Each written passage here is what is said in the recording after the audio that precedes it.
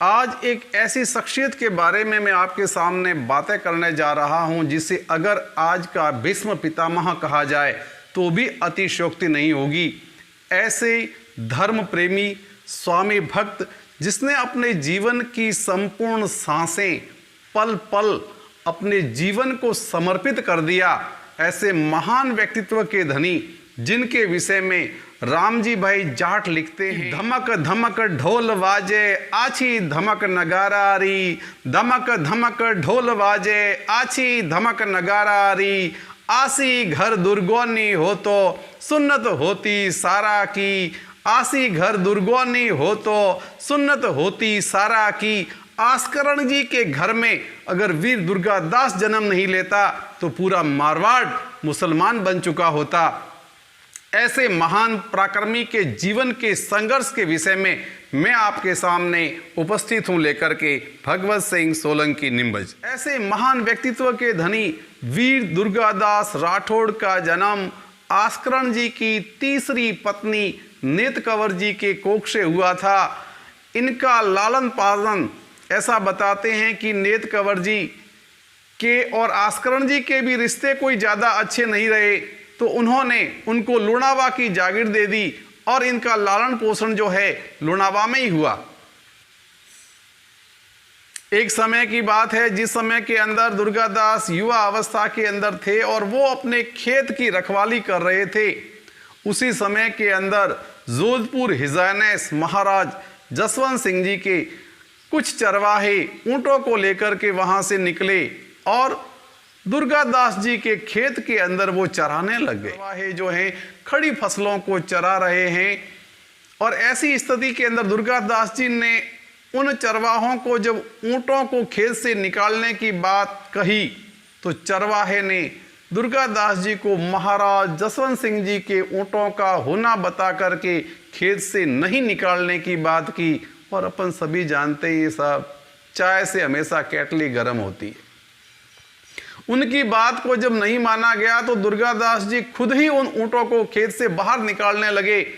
चरवाहों ने कुछ तू तू मैं कर दी और फिर दुर्गादास जी का छत्रित्व जाग पड़ा। उन्होंने अपने कमान से तलवार को खींचा और एक ही वार में चरवाहे की गर्दन को धड़ से अलग कर दिया।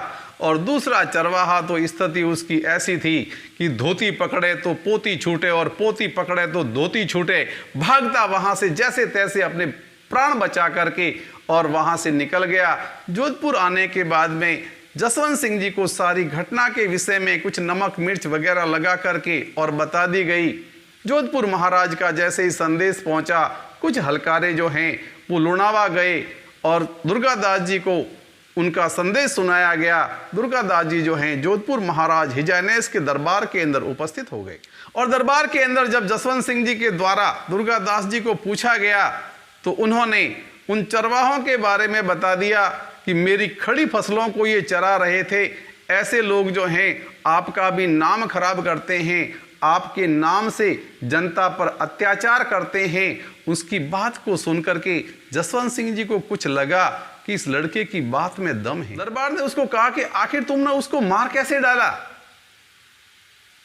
दुर्गादास को जैसे ये सवाल पूछा गया वो तो उस दूसरे चरवाहे के लिए ताक में ही बैठे हुए थे, क्योंकि उसने काफी भली बुरी उनको सुनाई थी। उन्होंने सटाक से अपने कमान से फिर तलवार निकाली और कुछ लोग समझ पाते उससे पहले तो वहां पास ही खड़े वो चरवाहे की गर्दन धड़ से अलग कर दी। ये देख करके पूरा का पूरा दरबार अचंभित रह गया। लेकिन दरबार ने देखा कि लड़का बड़ा साहसी है, निडर है, स्वाभिमानी है। तब जाकर के उससे परिचय पूछा कि तुम्हारा परिचय बताओ, तुम हो कौन, तुम्हारे पिता कौन हैं। उसने मुस्कुरा करके कहा कि महाराज आपके समकक्ष विराजे हुए महामंत्री जी, मैं इन्हीं का बेटा हूं। ये सुनकर के महाराजा ने आस्करण जी की तरफ देखा। आस्करण जी अपनी गर्दन को नीचे झुकाए हुए, दरबार ये बचपन से ही ऐसा है, इसकी गुस्ताखी के लिए मैं माफी नहीं मांगूंगा, आप जो चाहे वो इसको सजा दे दीजिए। महाराज उसके कार्य से इतने प्रसन्न हुए कि उस समय में उन्होंने जो कहा एक कवि के द्वारा वो मैं आपके सामने पेश करता हूं। जसवंत कयो जोए घर रखवालो दुर्गड़ो, जसवंत कहो जोए घर रखवालो दुर्गड़ो साची किनी सोए आछी आस्करण होए। आस्करण जी को कहा कि ये लड़का इस मारवाड़ का रक्षक है, इसको सजा नहीं, इसको इनाम मिलेगा। और उन्होंने उसी समय दुर्गादास को मारवाड़ का मंत्री बना दिया। मंत्री पद की जिम्मेदारियां कितनी ऊंची होती है ये दुर्गादास जी से ज़्यादा कोई समझ नहीं सकता, और इसके लिए उनके जीवन के विषय में हमें जानना पड़ेगा। हमें थोड़ा सा औरंगजेब और जसवंत सिंह जी के रिश्तों के बारे में जानना पड़ेगा। जसवंत सिंह जी जो हैं वो औरंगजेब के सेनापतियों में प्रमुख सेनापति थे, लेकिन औरंगजेब मन ही मन मारवाड़ को अपने कब्जे में करने के लिए बार बार नई नई कूटनीतियां चला करता था। उसने पहले तो जसवंत सिंह जी को अहमदाबाद के दंगे दबाने के लिए भेज दिया, और वहां से जैसे ही आगे वैसे उन्हें काबुल के दंगों को शांत करने के लिए वहां विदा कर दिया। अब की बार चूंकि काबुल की यात्रा काफी लंबी थी, तो जसवंत सिंह जी अपने पूरे लाव लश्कर और परिवार के साथ में काबुल के लिए रवाना हो गए। लेकिन कुदरत को जो मंजूर था वो कुदरत ही जाने। काबुल के अंदर कहते हैं कि अफगानिस्तान के अंदर जसवंत सिंह जी का स्वास्थ्य बिगड़ गया, और स्वास्थ्य बिगड़ने के साथ में आपकी मृत्यु हो गई। और वहीं पर जसवंत सिंह जी की दोनों रानियों से 2 पुत्रों का जन्म होता है। एक का नाम अजीत सिंह और दूसरे का नाम था दलखंबल। दुर्गादास जी दोनों रानियों को लेकर के लाव लश्कर के साथ में जब वो जोधपुर के लिए रवाना होते हैं, और ये समाचार जब औरंगजेब को मिलते हैं कि जसवंत सिंह जी के तो 2 कुंवरों ने जन्म ले लिया है और वो मारवाड़ की तरफ जा रहे हैं, उसे लगा कि मेरी तो सारी योजना ही चौपट हो गई। तो उसने फिर एक चाल चली और दुर्गादास जी को एक संदेश पहुंचाया कि जसवंत सिंह जी हमारे महासेनापति थे, बड़े सेनापति थे, उनके 2 कुंवरों का जन्म हुआ है। इस अवसर के अंदर मैं इन बालकों का मुख देखना चाहता हूं, इसलिए आप जोधपुर जाने से पहले जो है दिल्ली होकर के जाएं। दुर्गादास जी उसकी इस बात को समझ नहीं पाए और वो दिल्ली के लिए प्रस्थान कर गए। जैसे ही वो दिल्ली पहुंचे तो औरंगजेब ने है किशनगढ़ के राजा रूप सिंह की हवेली के अंदर वहां ठहराया। ये सामान्य बात थी, लेकिन जब सुबह उठे तो नज़ारा कुछ और ही था। चारों ओर फौज ने डेरा डाल दिया था। दुर्गादास जी समझ गए कि हमें नज़रबंद कर लिया गया है, और यहाँ से दुर्गादास जी के वीरता और शौर्य की कहानी की शुरुआत होती है। उनकी देशभक्ति और स्वामी भक्ति की शुरुआत होती है। उन्होंने अपने साथी मुकुंद दास जी और एक गोराधायक से मिल करके और वहाँ से अजीत सिंह को सुरक्षित निकालने के अंदर अपनी योजना बना दी। कहते हैं कि दलखंबल बीमार था, उसकी तो रास्ते में ही मृत्यु हो गई, लेकिन अजीत सिंह को वहाँ से निकाल करके और दुर्गादास जी जो है मारवाड़ तक लाने के अंदर सफल हो गए। इसके बीच में उन्हें कई प्रकार की लड़ाइयां लड़नी पड़ी। कहते हैं इसमें 15,000 शत्रुओं का इन्होंने दमन किया था। मारवाड़ पहुंचने के बाद में औरंगजेब ने उनका पीछा नहीं छोड़ा, और उसके बाद में वो मारवाड़ से अजीत सिंह जी को मेवाड़ ले आए, और मेवाड़ लाने के बाद में फिर औरंगजेब की सेना उनके पीछे पड़ गई। तो उन्होंने एक कूटनीति का उपयोग किया। चोरी छिपके अजीत सिंह जी को सिरोही के एक गांव कालंदरी के अंदर पहुंचाया, और वहां पर एक पुरोहित जिनका नाम था जयदेव जी पुरोहित, उनके वहां पर रखा गया। उनकी पहचान छिपा दी गई। उनके ही पुत्र के रूप में उनका वहां पर लालन पालन हुआ, और इस प्रकार से अजीत सिंह जी लगभग 8 साल के हुए तब तक उनका लालन पालन जो है सिरोही के कालंदरी में हुआ। और तब जाकर के दुर्गादास के विषय में कहा गया, माई एड़ा पूत जन जेड़ा दुर्गादास, माई एड़ा पूत जन जेड़ा दुर्गादास, मार मंडा सो थामियो बिड़ थांबा आकाश, 8 पहर 64 घड़ी गुड़ले ऊपर वास, 8 पहर 64 घड़ी गुड़ले ऊपर वास, सेल अणीसू सेक तो बाटी दुर्गादास, सेल अणीसू सेक तो बाटी दुर्गादास। आगे आगे दुर्गादास और पीछे पीछे जो है औरंगजेब की सेनाएं। पता ही नहीं लगता था दुर्गादास कहाँ हैं और कब किस प्रकार से जो है छद्म युद्ध के माध्यम से औरंगजेब की टुकड़ियों पर हमला कर देता, उन्हें क्षति पहुंचाता, बच करके निकल जाता, और मारवाड़ की शान के अंदर किसी भी प्रकार की कहीं पर भी औरंगजेब को क्षति नहीं पहुंचाने दी। इसलिए कहा गया कि दुर्गादास जो है वो घोड़े के ऊपर ही नींद करते थे, घोड़े पर सोते थे। उनकी रोटियां जो हैं वो भी वो भाले की अणी से सेकते थे, यानी भोजन करने तक का भी उनके पास में वक्त नहीं था, उतना भी आराम नहीं था। उनके मन में बस एक दृढ़ निश्चय था कि मारवाड़ की मुझे रक्षा करनी है, मेरे स्वामी की रक्षा करनी है। और दुर्गादास जी के द्वारा इतना औरंगजेब के मन में, दिमाग में, दिल में आतंक बैठा रखा था कि उसके लिए फिर कवि लिखते हैं, दुर्गो आस करण रो नित उठ बागा जाए, दुर्गो आस करण रो नित उठ बागा जाए, अमल औरंग रो उतरे न दिल्ली धड़का खाए, अमल औरंग रो उतरे न दिल्ली धड़का खाए। तो औरंगजेब भी धड़कने लगता था, उसको समझ में नहीं आता था कि कब और किस समय दुर्गादास कहां पर जो है आक्रमण कर बैठेगा। तो इतना भय औरंगजेब के भी मन में बैठा रखा था दुर्गादास जी ने।